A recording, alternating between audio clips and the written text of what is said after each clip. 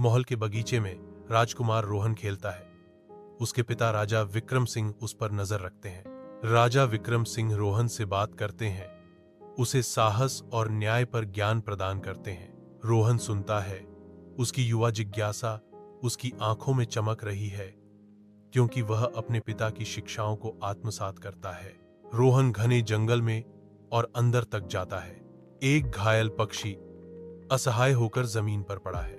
मैं इसे महल में ले जाऊंगा। महल में रोहन और चंदू खेल रहे हैं। हर पल के साथ उनका बंधन गहरा होता जा रहा है। रोहन अपनी कहानियां सुनाता है। उसकी आवाज रोमांच और दोस्ती की कहानियां बुनती है। चंदू गीतों के साथ प्रतिक्रिया करता है। उसकी धुनें महल को गर्मी और खुशी से भर देती हैं। एक जादूगर राज्य पर उतरता है। उसका काला जादू आबादी को पत्थर में बदल देता है।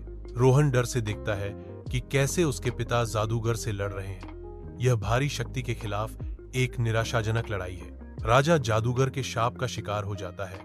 उसकी आकृति रोहन की आंखों के सामने निर्जीव पत्थर में बदल जाती है। रोहन दुख और क्रोध से भरा हुआ है। मंद रोशनी वाले महल के हॉल में रोहन और चंदू नाचती हुई परछाइयों के बीच खड़े हैं, अपनी साहसी योजना की साजिश रच रहे हैं। जैसे ही वे जादूगर की मंत्रों की किताब चुराने का संकल्प लेते हैं, हवा प्रत्याशा से चटकने लगती है। रोहन कांपता है।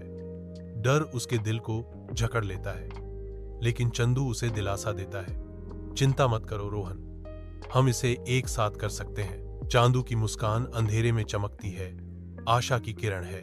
रात के आवरण में रोहन और चंदू जादूगर के महल में घुस जाते हैं। चांद की चमक से उनकी आकृतियां लंबी हो जाती हैं। वे जादू की किताब को उसके स्टैंड से छीन लेते हैं, जिससे महल की शांत निगरानी भंग हो जाती है। जादूगर प्रकट होता है। उसकी आंखें तीव्र क्रोध से जल रही हैं। रोहन और चंदू घूमते हैं। आतंक उन्हें जकड़ लेता है, क्योंकि वे आजादी के लिए भागते हैं। रोहन और चंदू ने जादुई किताब चलाई, जिससे जादूगर का काला जादू टूट गया। राज्य के जितने निवासी रिहा हो जाते हैं, जिनमें राजा विक्रम सिंह भी शामिल है। रोहन और चंदू को उनकी बहादुरी के लिए सम्मानित किया गया है।